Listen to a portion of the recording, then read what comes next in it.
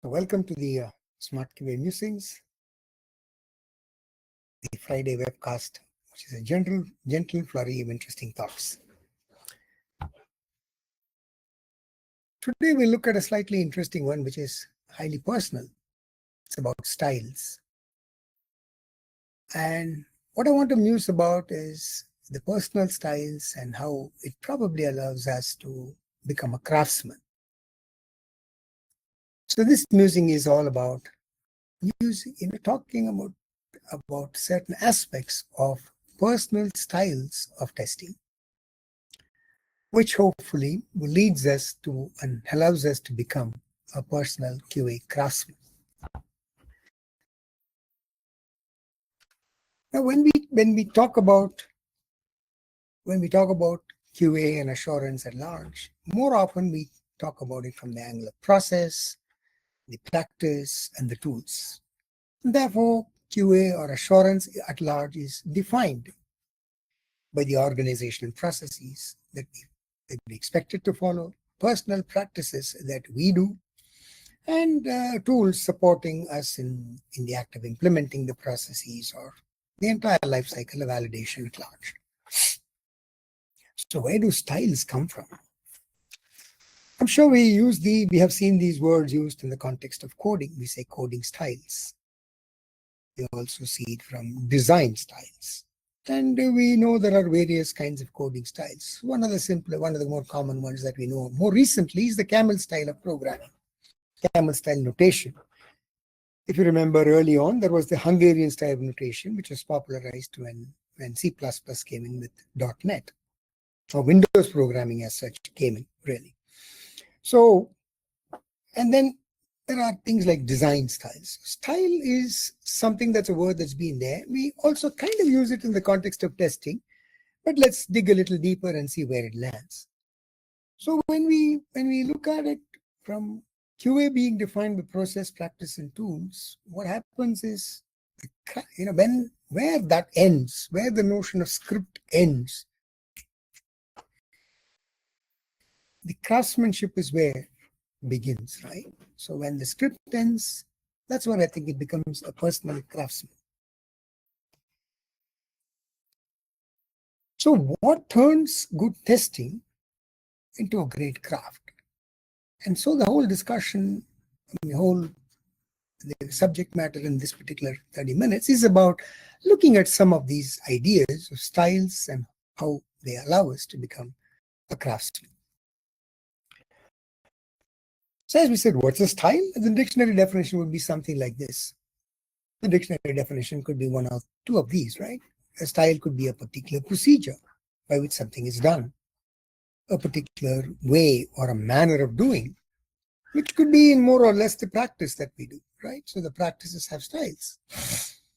Process is not often a style, more often practices, right?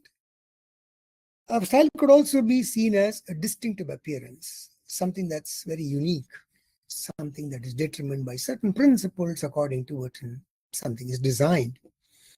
So the whole idea is to have some notion of distinctiveness that comes, right? And that's where the style definition really pops in. Now, when you look at it from a style, well, we can look at it at a practice. There are certain styles recommended by the community, like coding style is a certain recommendation by the community at large. We adapt it in our particular context, maybe even sometimes personalize it, right? So when you look at styles, we can look at it from the community suggested, which is practice, and there is a certain adaptation which becomes a unique signature, and that becomes a personal style. And the personal style is basically a unique way by which, in our case, each tester approaches, interprets, engages with the work of assurance, the act of testing. Right? And therefore, it's not anymore a technique.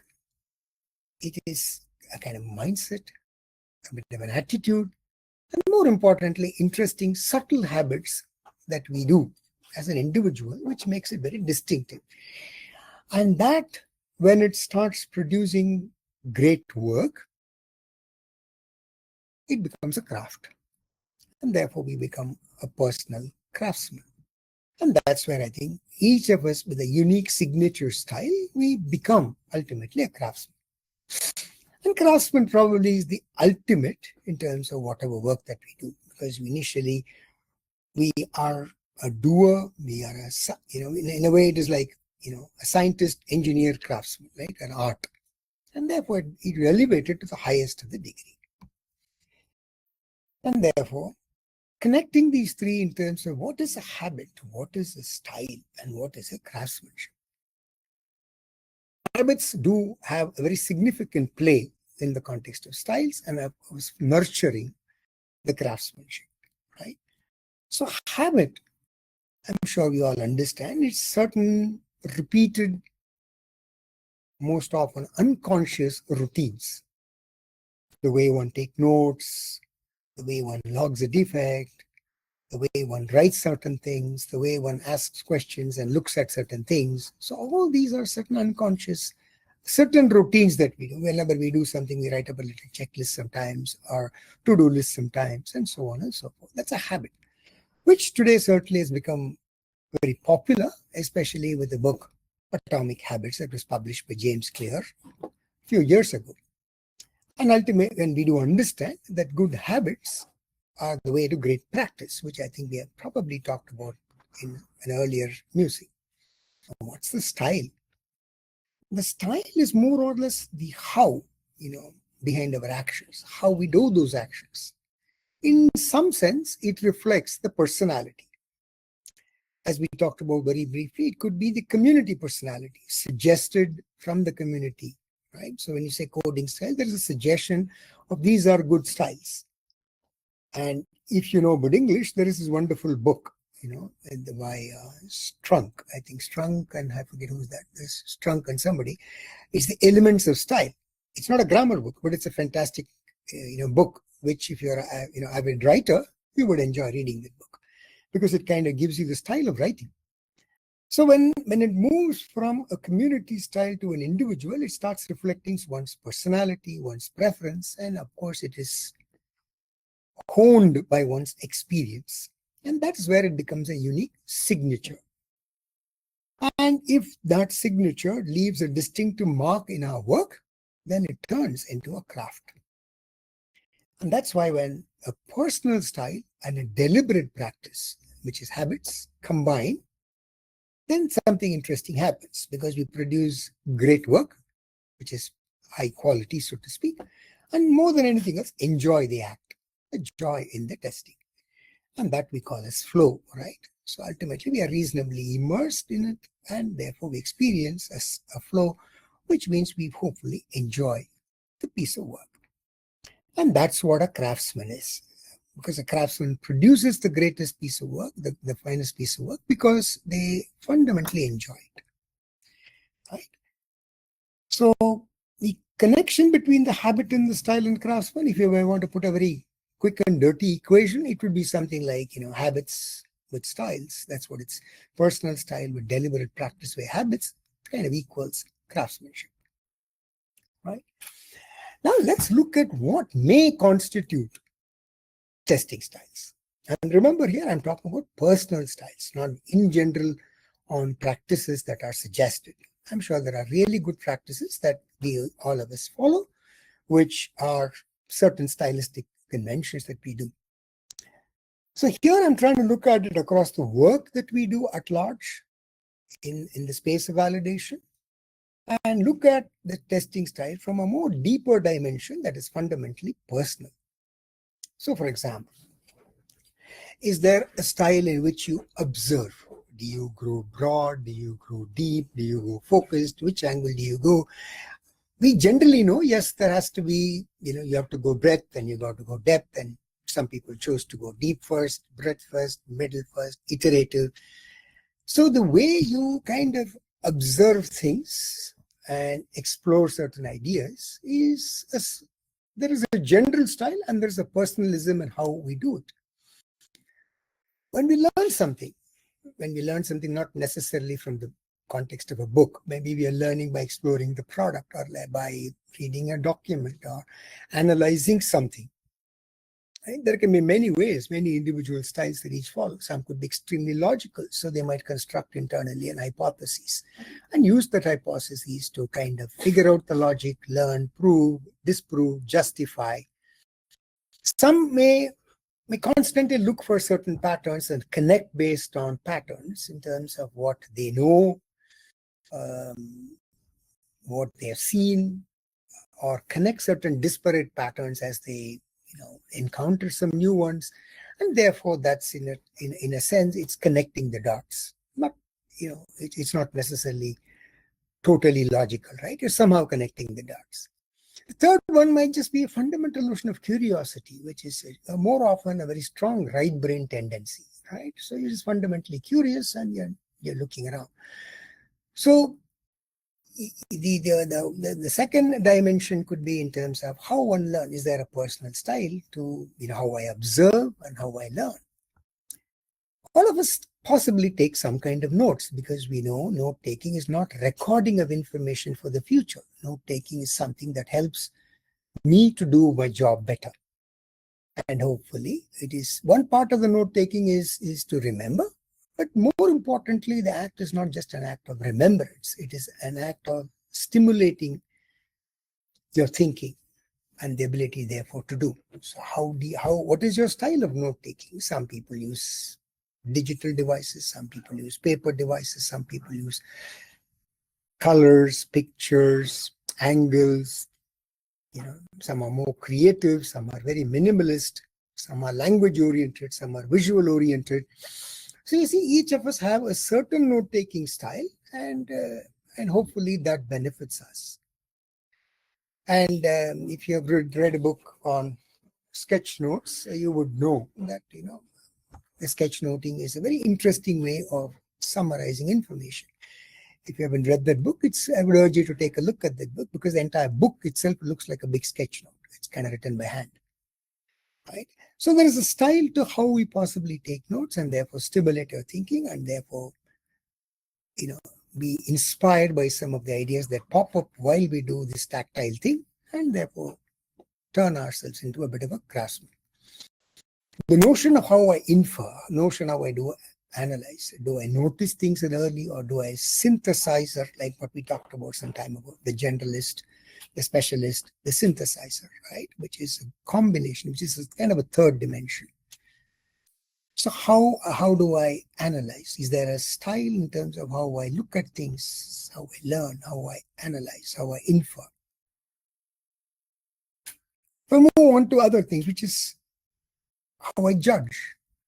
So how do I make judgments? Is it by pure logic and being skeptical and proof? Or is it I'm seeking a story, I'm trying to understand the larger picture, I'm trying to connect the dots, and more like a story seeker mentality. So what is the style of how I judge whether it's good, bad, right, wrong, important, not important, whatever? The style that we use to express ourselves, the act of communication. Is it very clean, simple, immediate, task-oriented? Is it very reflective? And I'm sure you understand that communication styles are fairly interesting. So the way I express my thoughts, most often to others. And that will dictate how you put up reports, how you put up questions, how you put up suggestions for change, and so on and so forth. The act of making decisions once you judge something. Is it driven by experience? Is it driven by data at a large? So very two broad, quick ways to kind of say, hey, maybe there is a style. So if you kind of reflect on that yourself and say, how do I make decisions? What kind of style? Is it very intensely data driven? Is it experience driven? Do I make initial decision and revise continuously? Do I think through and ponder and make a deeper decision? All that stuff. The notion of prepping up and organization of work. So am I very meticulous, careful, structured, organized? Or am I a kind of who improvises? I will figure it out. So don't worry too much about spending too much of time in the beginning, but I know I can improvise. I adjust. It's like a bit of an improv kind of a stuff, right? And that's a style. And remember here, these are personal styles. So what works for some may not necessarily work for others. Finally, the notion of adopters, from a tool perspective. Uh, some are obviously early adopters. Some are very pragmatic. They say, look, I'm not going to adopt this particular tool because it's not yet proven. And therefore, how do I use external tools to help me do my job? Do I experiment and become an early adopter and so on? So that has a bearing on how I seek help using tools. And finally, the notion of advocacy. How do I advocate my thoughts, my suggestions, and so on? Some are very vocal, some are quiet. But remember, I'm not just talking about two of these. I'm just giving you some examples to think in terms of vocal or quiet. But then the way each one advocates something can be very different. And that's again a personal style. Some are persuasive. Some are leave the facts on the table and allow you to judge. Some just write up a beautiful stuff or send up stuff, but they don't talk too much. Right? Some might be very, very persuasive and probably be very emotional about communicating a few things. So again, it's a notion of advocacy. So when we talk about a testing style, we're not here talking about the general life cycle skills that is up there. We're really talking about things that are much more deeper, personal in nature. And that's why you find the dimensions here are deeper, which is in the context, which is about observation, learning, judgment, inference, note-taking, communication, advocacy, and so on and so forth. And all these, some of these dimensions and probably many more, we find our own right point where we are very good at, and we fine-tune that over time, and therefore that becomes in sense our personality. So if you look at styles and if you really ask, and I'm sure there'll be many, many examples that you can find for yourself. So I'm just trying to stimulate a thought by saying, what do you mean by a style? Have you experienced, for example, being a very curious tester and found a critical bug via just an act of questioning? Many years ago, I've done that. I could remember a particular situation. All I did was to, kept on asking questions based on a given spec. And interestingly, we found a fairly serious set of issues that emanated, which were based on timing and asynchronism and so on and so forth, which would be fundamentally very hard to find in a real situation because they were timing dependent. So what was that kind of a style? If I look back and if I connect to the statement, it's like saying, I was just probably curious. I was trying to question and go through a sequence of questioning to find out what happens when, if, this, that, etc. And in the process, did discover that here is a serious issue waiting to be implemented because this is how the design is. And that was a very nice aha moment for all of us, right? That's one kind of a notion of how you think and how you do, and that's one, right? The other one is probably while you're taking notes or while you're doodling away, ideas that come across, and suddenly you discover here is an interesting problem. Maybe it's an architecture flaw, maybe it's a design flaw. The reason I'm putting that is more serious in nature.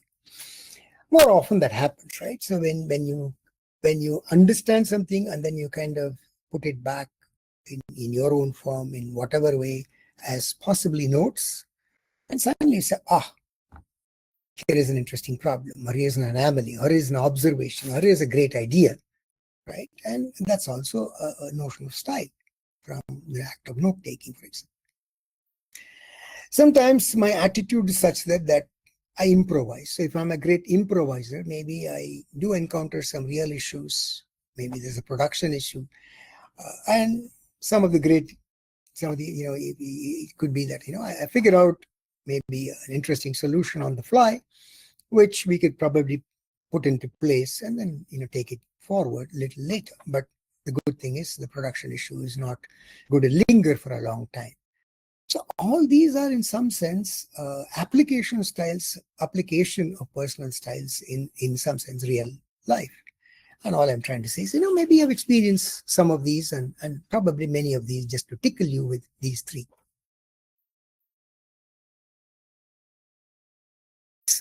So ultimately, it's not, it's not just about what we do, but it's really how we do it. And slowly that how becomes very, very deep and personal. And when it becomes interesting, it leaves a little signature and mark, then it's beautiful, right? To us, to the doer, and to the other person who is seeing it and benefiting from it. So now let's kind of slowly jump along into the idea of craftsmanship and say, what are some styles that may fuel the notion of craftsmanship? So when you say craftsman, it means that person is unique. That person has a unique set of signature styles, and therefore he or she produces some works of art. And craftsmanship is when I think person, the craftsman, is fully immersed in a flow, totally connected. So what are styles that maybe fuel this notion of craftsmanship? Which I'm sure you agree with the first one, the focus sense of observation. That means you're deeply connected to the job at hand, the focus, right? Second, the constant sense of curiosity in the background, and therefore you're learning a little bit, adjusting, revising. There's a constant sense of curiosity of why, what, when, and so on. It's there behind, right? Constantly. The notion of seeking judgment by not just looking at it from facts, but seeing the larger picture, story seeking, connecting it, and being able to weave it around, right? And that's something that's where we are not just looking at individual pieces. The ability to improvise, being very flexible, adjusting, right? So we're not very rigid. We kind of flow like water in some sense. So we're constantly adjusting, improvising along the way. And that's a very important style. Being minimalist, especially in note-taking, so that it doesn't become a major intense documentation exercise. And therefore what you're doing is basically being able to be very sharp, being able to commit it to a few words or an interesting picture, and therefore being able to kind of spot out the interesting nuggets that actually matter. And those are some aspects of styles that ultimately have a significant bearing on allowing us to blossom and become a kind of a craftsman and get into a full-fledged flow. So let's personalize in the next, as we come to the kind of the end of this piece, it's about saying, hey, let's personalize, let's discover, because all of us have a style. All of us we may not have put it down in the piece of paper all the time, but we all have a certain unique signature style. The point is to discover that and therefore make it a craft, make QA a craft, right? So is personal style, does it have any meaning? Yeah, it has a significant impact to what we do. It elevates the entire notion of QA. So we're not talking about being stylish to suit my personal ego. No, it's the one's personal style really helps uncover deeper bugs. That means it's got value, to the company and the product and the customer. Helps us find hidden risks. Probably helps us, me and the team, inspire creative solution building, enriches the ability to collaborate and learn. And more importantly, I guess, at the end of the day, turns any mundane act, more often our act of testing sometimes is very routine, into some kind of a source of pride and progress, right? It's not that every work that we do in any discipline for that matter is always brilliant. There are reasonably large amount of routine work that all of us do, certainly as testers too. But then the fun part is there something interesting about the routine that can make it, that can allow us to do something better, that can allow us to experience a sense of joy, that can ultimately, become a source of pride and progress. So style is not about just satisfying one's personal ego. It has a significant value on the outcomes that we produce as an individual. And that's where it elevates the entire notion of QA. And remember, at the end of the day, your style is your signature. So certainly make it count. Right? So to hone your style, which all of us have, Maybe you want to reflect on some of these things. Maybe you want to just reflect on and ask him these questions. What comes naturally when you test? So you got to find out what is something fundamentally natural when you are in the act of testing, whether you call it early stage testing as review or late stage testing or any of these acts in between, whether it is the thinking part, the doing part, the observing part, the learning part, stuff like that, a reviewing part, whatever, right? What actually makes you lose time? Because that's the notion of flow. So certain pieces of work when we do, we notice suddenly I don't know, I lost track of time. What does that mean? You're totally immersed. You're in a state of flow. That means you're probably doing your finest work. And therefore you're really asking yourself, hey, I did something and that suddenly pulled me in so deep and lost track of time. What's that? Because that's a signature part of your style. And each one of you, I'm sure, will receive some interesting feedback from especially your peers more often than not. That, hey, this was brilliant, or that was nice. And that probably is a reflection of your personal style. So here what we're trying to say is, each of us have some style of what we do in the context of assurance here. Refine it, hone it, sharpen it. And the whole idea is to look at some of these ideas to reflect on. So why are we doing this? Because I think at the end of the day, we are just transforming our work into a bit of a craft. And craftsmanship simply is the ultimate of whatever that we end up doing, right? And to move from this style to a craft, all we're doing is, we try to discover a personal style. We talked about the various dimensions. We talked about how habits play a significant role in this entire piece. And ultimately to hone it into a particular craft which becomes you and you become a craftsman. It's about embracing your strengths, because each of us are different. Each of us have therefore unique signature strengths. Embrace the strength, but stretch it into newer styles for growth. And obviously, we're all inspired by other good people around us who do some great work. So we're constantly learning from others. So obviously, keeping an open mind, and when you learn from others by watching or reading or whatever form, and therefore that's how we hone and slowly start becoming into a craft. In some sense, we emulate, right? Whenever we see somebody, we emulate. And at the end of the day, we all know that it's not a one-time affair. It's an interesting journey. And therefore, we always say, hey, maybe it's not a destination like a lot of others, right? It's an interesting journey. And that's where I think we are going in, from the notion of, from a personal style, which is your unique signature, which ultimately turns you into a craftsman. Right? And therefore, make maybe QA a personal craft. So reflect, journal your style in your personal notebook, maybe. Celebrate if you find some people in your team who are doing something uniquely, and you find that there is some unique style that they have. Celebrate it. Others people may be inspired to take it from there. And finally, maybe you might want to try a new style dimension in your subsequent session of test or whatever. So we're kind of trying to convert that constantly into a craft at the end of the day. And ultimately, that's where it's craftsmanship is the ultimate journey. I won't say the destination, it is a constant journey, but style shapes the craft. And it's your journey, so you define it. So thank you.